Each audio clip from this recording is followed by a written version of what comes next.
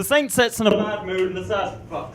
Don't do that with this, Mike. The saint sits in a bad mood in the sad corner of a dark room. Soon they'll awake from their sex and their drugs, and they'll see what he's done, and they'll grab a few planks and a fistful of nails, and they'll crucify him. And this thing he anticipates eagerly, for there must be such ecstasy and absolute destruction. Thank you. And the more protracted, the more orgasmic. He plays with an empty deodorant can, its hollow rattle teasing him.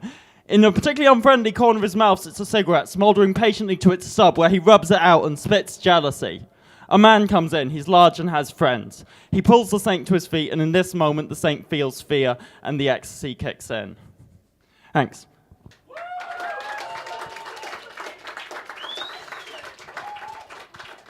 I went visiting home over Christmas, which was great, saw family and old friends. There's one old friend I didn't see, I'm never going to see again. This is a poem about that. I first met him in our first year. Like-minded people were our worst fear. And even just between us, it was like our third beer before our voices could be heard clear. But when that time would arise, we would find that our minds were inclined to align. So when my lines always rhyme in Polissa lullabies, that's me aping conversation with a guy that I liked. We'd reminisce over times when if your mind wasn't right, you could find you a fight and fantasize about buying some bikes and timing it right, see some guys try them for size, and be within our rights to give them our rights.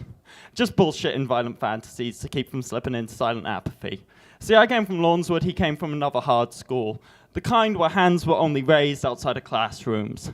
And having an opinion, man, who asked you? You're just a sad fool and I got a mad crew just waiting for a chance to, was your answer. So you were best advised to keep your mouth shut. So we didn't understand this clowning around that everybody else seems so damn proud of. A high value placed on worthless words, the more absurd's preferred. A low value placed on wordless nerds who've been hurt by herds. We weren't just tugging on our loose ends, we had a few friends. A druggie, a dropout, and a gentleman. And since we drink together and we think together, it made sense that we should live together. But even staying in the same place, I wouldn't see him for days. He had the strangest of ways, he'd hibernate in his cave. I got a letter from his parents that complained that he ain't been in contact. Shit, I live with him and he ain't been in contact since he signed to this contract. Yeah, with KC and put another on top, the library's sending late fees, because he ain't been on campus lately since the last time he fainted, his face hit the pavement. Man, don't tell them that, they're waiting to hear some good news, to cheer on you, not fear for you or shed tears for you. You don't have to lie, being unclear will do. Just put them in a cheerful mood, then we can get a beer or two and feel like superheroes, dude. There's too much to explain, so I'll cut to the chase. I was stuck in the place that Matt's deserting and that fact's hurting. So I bomb to the bottom of a bottle of bourbon and pass out. I wake up and see that Matt's out.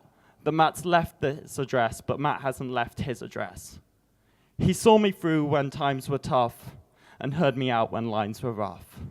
And now the only way that I can say goodbye is to recite these useless rhymes. Thank you.